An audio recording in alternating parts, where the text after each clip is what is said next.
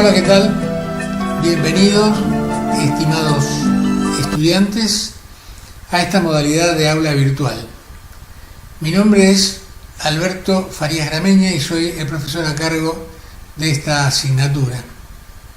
Ya han visto ustedes algunos materiales que las profesoras que forman parte de nuestro equipo, Adriana Fernández Zapino, Virginia Daniela Ross, han subido a la plataforma y han podido ver, por ejemplo, algunas características relacionadas a la definición del concepto de personalidad, que ahora vamos a retomar enseguida.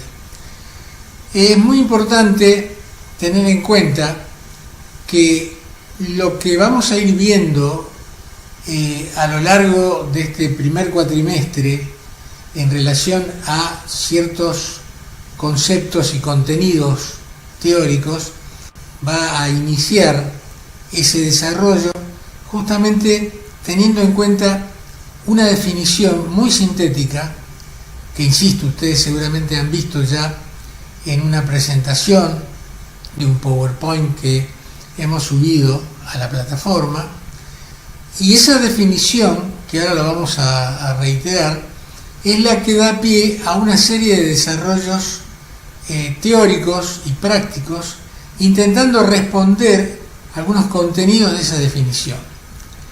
Yo voy a compartir con ustedes estas 4 líneas de la definición de personalidad. Nosotros tomamos 2 referencias históricas. Una, la de Gordon Allport, un autor que ustedes seguramente a lo largo del año van a ir conociendo más, porque hay mucho material teórico sobre personalidad desarrollado históricamente por Allport. Luego también una definición complementaria de 2 autores, Carver y Scheyer, también uno de los textos más conocidos de Carver y Scheyer es justamente un manual sobre personalidad que nosotros hemos tomado algunos capítulos para compartirlo con ustedes. Y finalmente, de nuestra propia quinta teórica, hemos tratado de redondear y actualizar esta definición. Dice que la personalidad puede pensarse como la organización, y ahora imaginen ustedes que estamos frente a un pizarrón y yo voy con un marcador, con una tiza, que antiguo, ¿no? Porque ahora se usan marcadores, voy subrayando algunas palabras.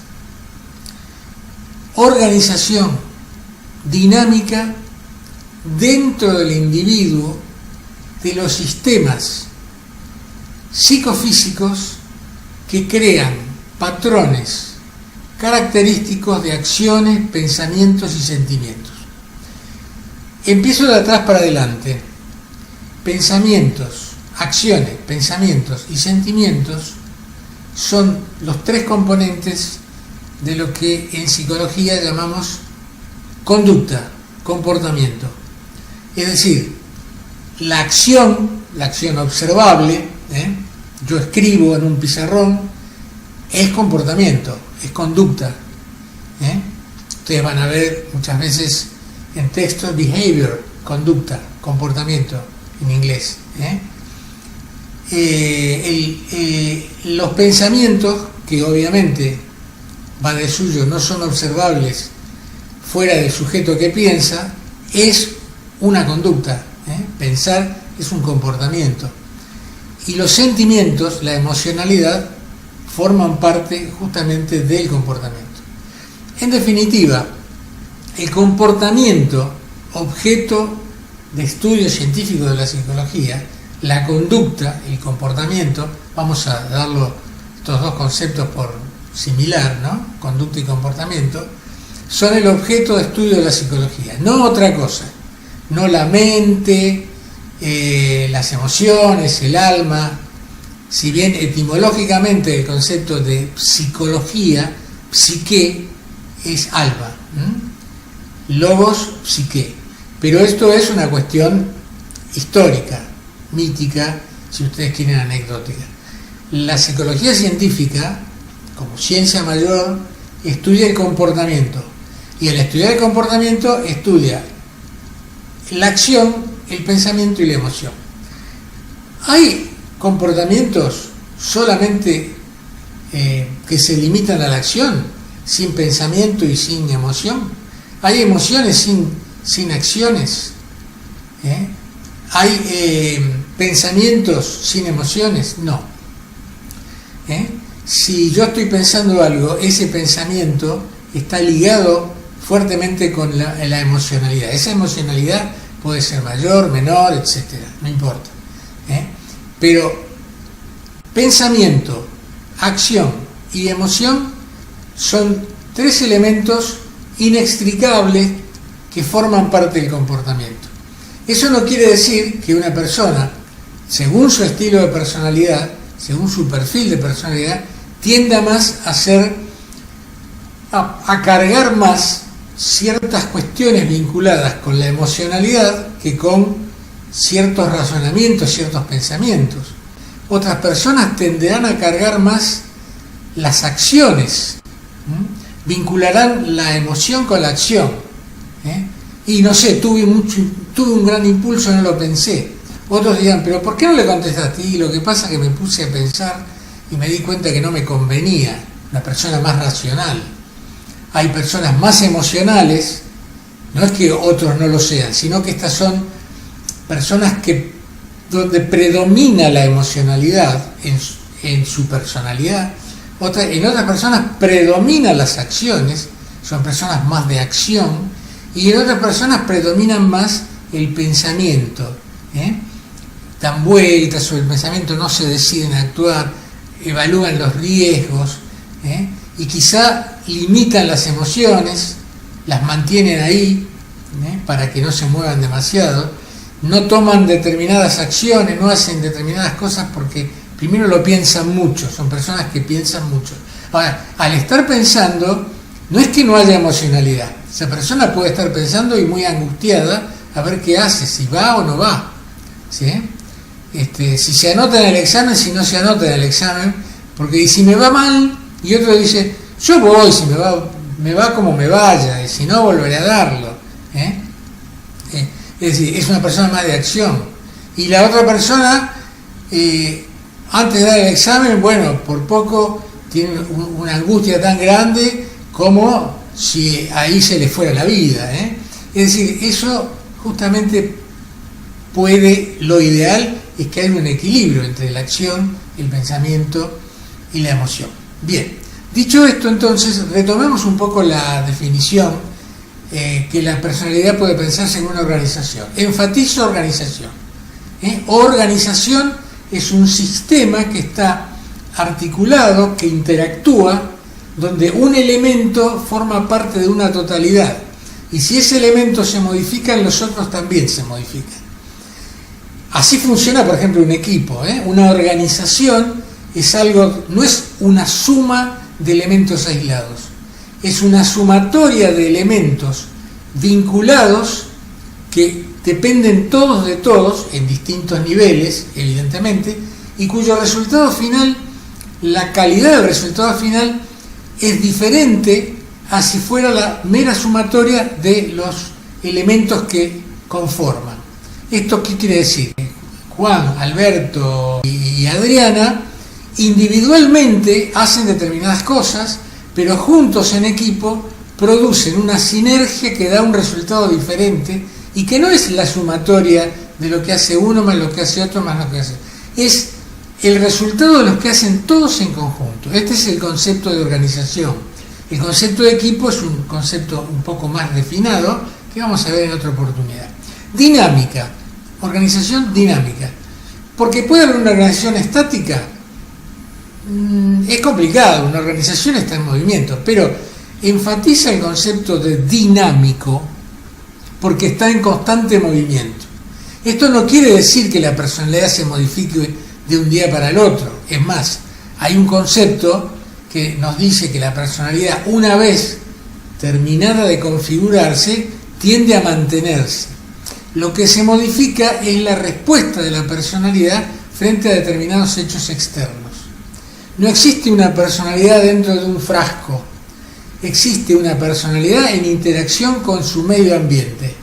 Por consiguiente, para entender una acción de la personalidad, para entender el efecto de una acción de personalidad, hay que entender la situación, el contexto.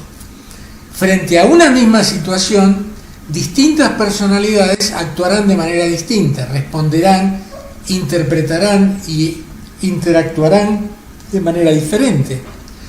Y una personalidad frente a distintas situaciones, lógicamente va a comportarse de manera distinta.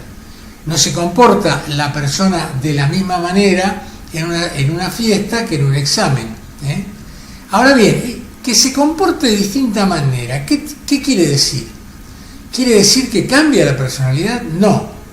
Quiere decir que aún con el mismo tipo de organización va a asumir tácticas y estrategias diferentes en función de las distintas situaciones. Pero estas tácticas y estrategias diferentes remiten todas a un mismo objetivo. Y ese mismo objetivo tiene que ver con la estructura de personalidad.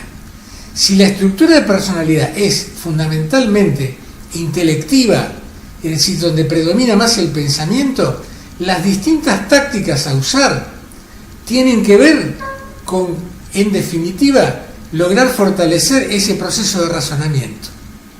Y si hay un predominio de la emocionalidad, las distintas tácticas que se usan frente a una misma situación estarán en función de fortalecer esa esencia emocional, es decir, de mantener la emocionalidad o de no dejar que la emocionalidad o aumente o desaparezca, porque la lectura que se hace es desde la emocionalidad. En el otro caso lo hará desde el pensamiento predominante y en el tercer caso lo hará desde la acción predominante. Por ejemplo, una persona de acción que tenga comportamientos manipuladores operará ante distintas situaciones, obviamente con distintas tácticas, pero todas van a tender a reforzar la manipulación de la situación, sin dejar que la situación manipule al sujeto.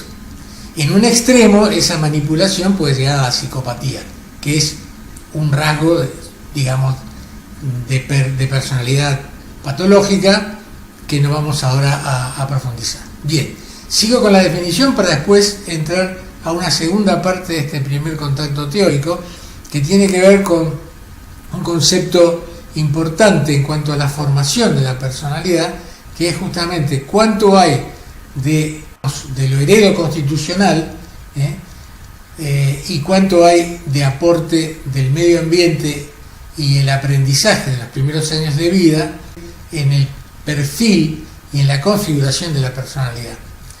Volviendo a la definición, decimos dentro del individuo, porque la impresión que causa la personalidad es que proviene desde dentro del individuo. La personalidad no está flotando en torno al individuo, sino que es algo que surge en la acción misma, en el comportamiento mismo. De los sistemas psicofísicos, acá aparece el concepto de sistema, que se vincula con el concepto de organización, que hablamos recién. Psicofísicos, es decir, que hay elementos. Lo psicofísico es una sola cosa, no hay alma y cuerpo, psiquis no, es una sola cosa.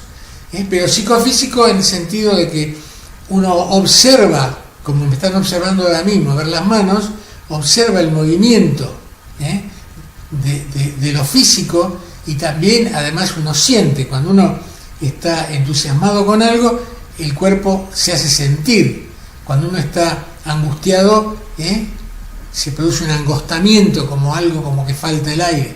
Entonces es psicofísico, psiquis y físico, es una unidad. Esa organización dentro del individuo de los sistemas psicofísicos crean patrones, es decir, comportamientos que se repiten, son como estructuras de comportamiento que se repiten, y esos patrones responden a los distintos estilos de personalidad que veremos en otra oportunidad. que son característicos, y esos patrones característicos de las distintas personalidades son los que le dan perfil, los que dibujan las acciones, los pensamientos y los sentimientos. Muy bien.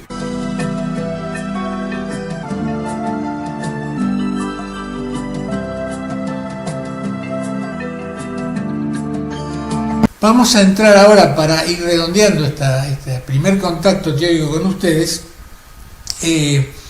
un aspecto muy particular, digamos, de lo que podría ser el inicio del ABC teórico de la psicología de la personalidad, y es la pregunta de cuánto hay de heredo constitucional y cuánto hay del aprendizaje y de la influencia del medio ambiente en la construcción de un estilo de personalidad. Habría que decir antes que la personalidad se construye durante toda la primera y la segunda infancia hasta donde aparece la pubertad y la adolescencia. Cuando está ya más o menos promediando, configurada la adolescencia, podríamos decir que ya está casi lista el estilo de personalidad para salir del horno. Al final de la adolescencia, la personalidad del sujeto ya está configurada. Y, en teoría, no va a cambiar a lo largo de la vida.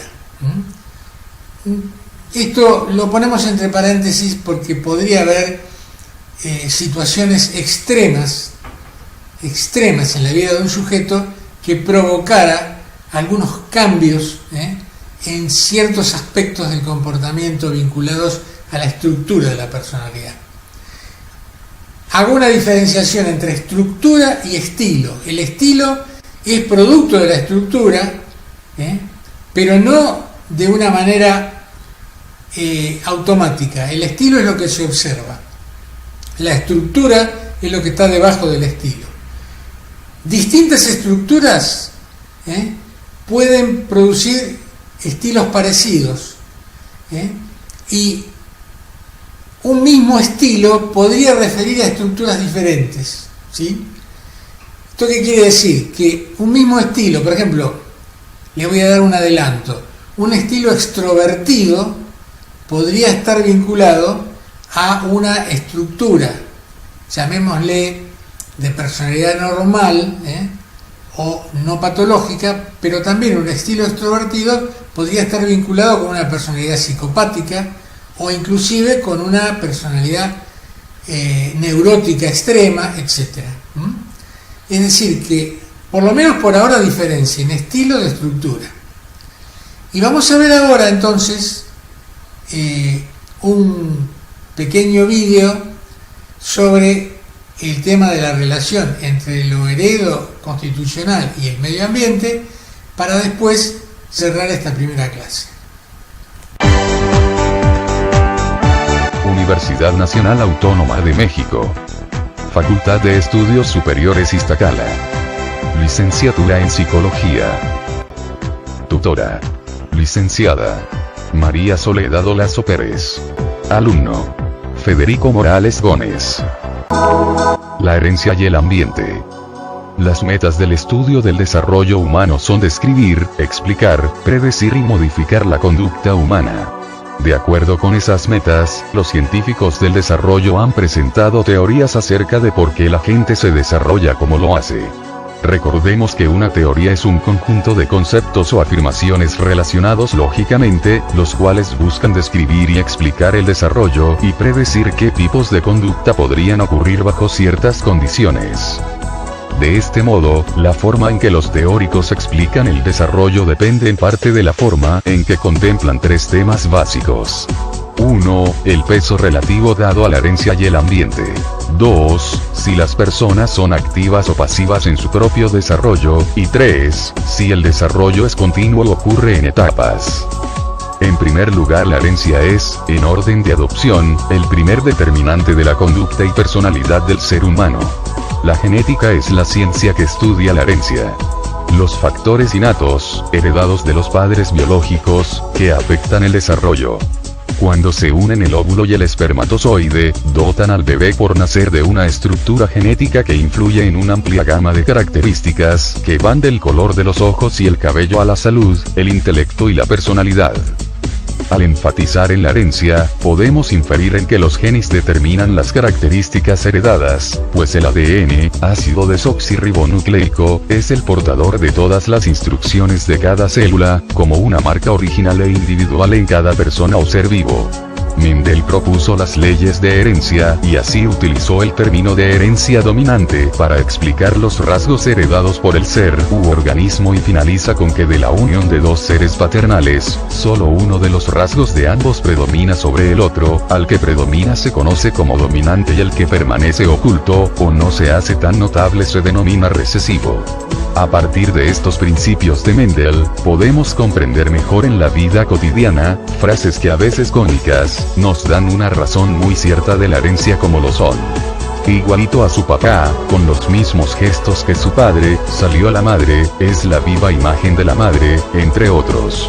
No solo los rasgos físicos, visibles y tangibles son heredados de los padres, también el nivel intelectual, enfermedades llamadas congénitas, alergias, actitudes y hasta el modo de caminar viene trascendiendo en cada generación por patrones hereditarios. Existen muchos otros factores que determinan la herencia de un ser humano, como lo son las anormalidades genéticas y cromosomáticas, pues los genes a veces transmiten algunos defectos, y estos a veces son notables físicamente, como lo es el pie plano, el labio leporino, el paladar hendido, el enanismo, etc. Todos estos defectos pueden ser transmitidos tanto por la herencia dominante como por la recesiva. El ambiente es el segundo determinante de la personalidad y conducta del ser humano luego de su nacimiento. El ambiente es quien determina el otro 50% de la personalidad y rasgos característicos del ser humano, no tan físicamente como la herencia genética, pero sí en actitudes, costumbres y rasgos en el ambiente donde se desenvuelve el ser humano. El ambiente prenatal y postnatal desempeña un importante papel en lo que es y será un hombre. Es de saber que algunas características físicas como color de ojos y el tipo de sangre son heredadas, pero otros rasgos relacionados con la salud, la inteligencia y la personalidad están sujetos no solo a la herencia genética sino también al ambiente. Este tema ha sido muy cuestionado a través de los años, pero los estudios hoy en día pueden afirmar que es posible aumentar la inteligencia de un bebé a través de factores ambientales, que lo motiven para tal fin, y a su vez, se puede modificar el ambiente para que sea lo más apropiado y favorable posible y lograr tal fin.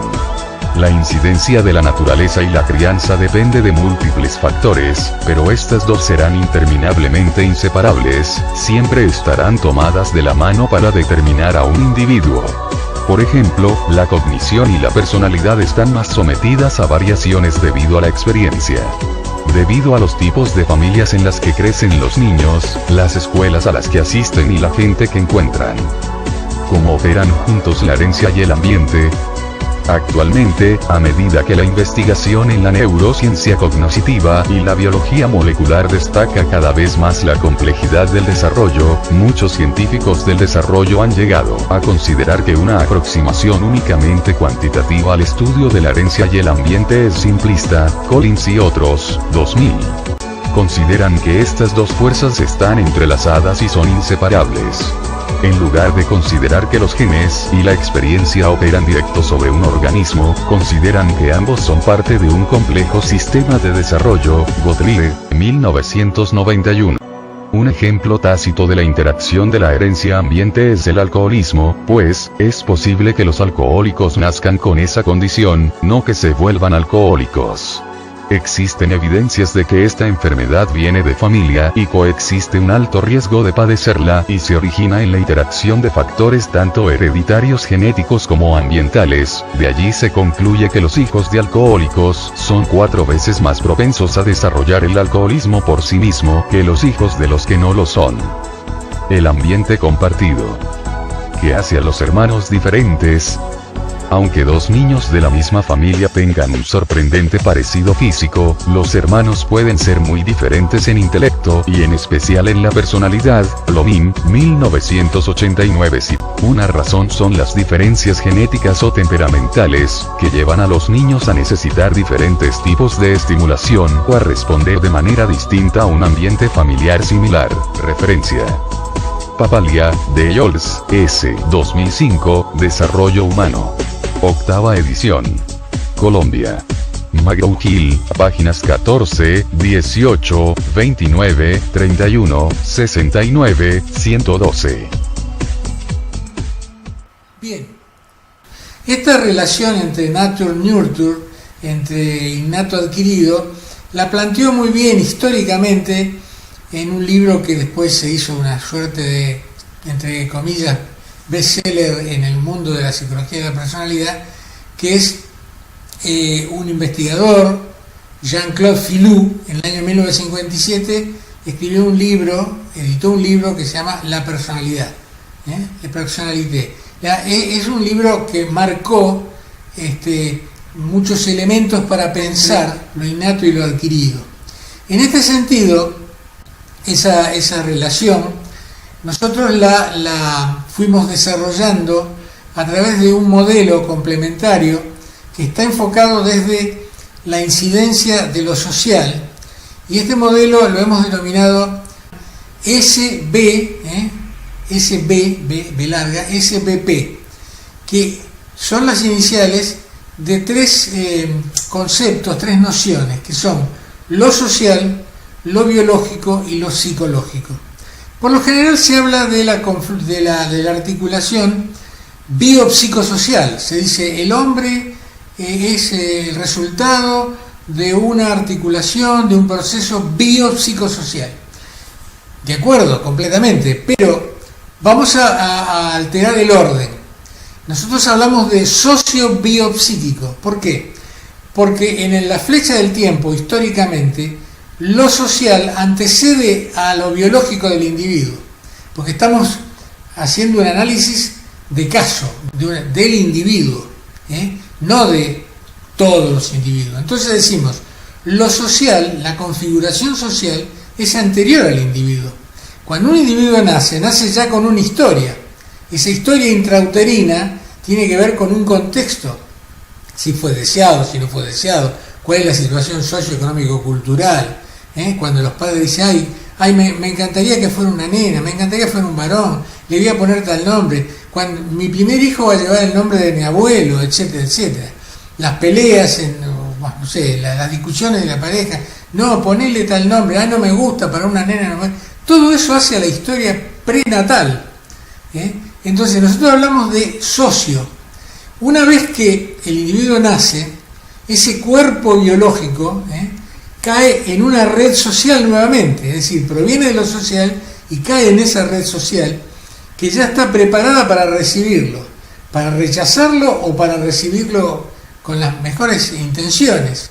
Entonces, lo primero es lo social, luego lo biológico, y eso biológico se desarrolla en los primeros años de vida y va construyendo en relación a lo potencialmente biológico, en interacción con el medio ambiente socioeconómico-cultural, va construyendo la psicología. La psicología, los primeros pensamientos, las primeras palabras, la construcción del lenguaje, el lenguaje materno y demás, eso es justamente lo psicológico que, sostenido obviamente en lo genético, en lo biológico, trae el componente social previo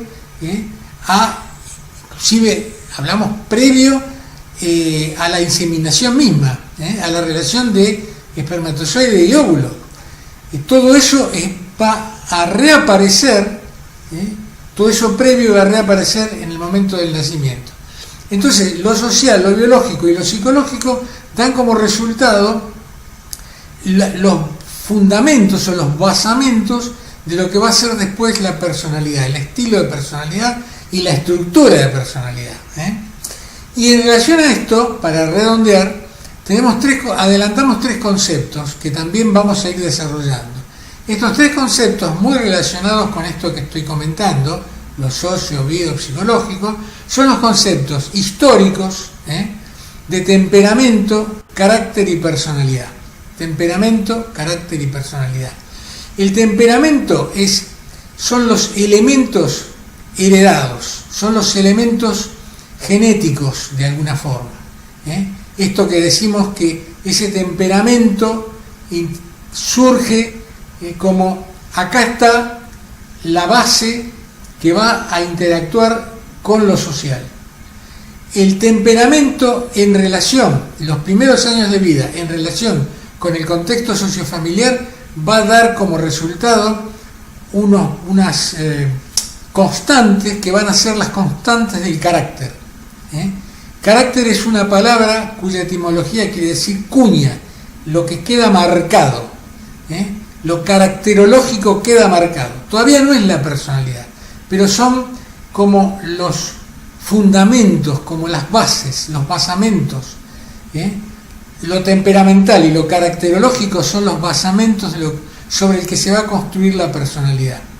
Y hacemos una comparación, una metáfora con un edificio, con la construcción de un edificio. Cuando el arquitecto va a dirigir una obra con todo el personal de ese equipo que va a construir ese edificio, ¿dónde lo va a construir? Sobre un terreno. Ese terreno puede ser un terreno propicio o no, puede ser un terreno sólido o puede ser un terreno que tenga sustratos de capas de agua que lo hagan un terreno frágil. Bueno, ese terreno, la solidez o no solidez del terreno, es la estructura de la personalidad y vamos a llamar que eso es el temperamento, la estructura. Sobre ese terreno se va a construir el contrapiso, ese contrapiso va a ser el carácter y sobre ese contrapiso caracterológico se van a construir las paredes, las ventanas, las puertas, los pisos. Esa es la personalidad. Entonces, ¿podemos modificar algo de las puertas, las ventanas, los pisos, la pintura? Sí, podemos modificarlo a lo largo de la vida. De hecho, las psicoterapias trabajan sobre ciertas cuestiones que tienen que ver con cuestiones, digamos, que hacen a la manera de relacionarse con el medio ambiente. Los psicoanalistas hablarían de los mecanismos de defensa, no solo los psicoanalistas, digamos los psicólogos clínicos, hablarían de los mecanismos de defensa, de cómo yo reacciono frente a determinadas cosas, modifico mis tácticas y demás. Pero lo que no podemos modificar es el contrapiso. El contrapiso es lo caracterológico. Las patologías caracterológicas no se modifican, están ahí, son estructuras. Y por supuesto tampoco lo temperamental. Sí podemos trabajar sobre algunas cuestiones que son en lo supraestructural, pero lo infraestructural, eso no se modifica. Pero bastante bien hace poder modificar algunas estructuras, superestructuras, para poder tener una mejor relación, una mejor calidad de vida con el entorno.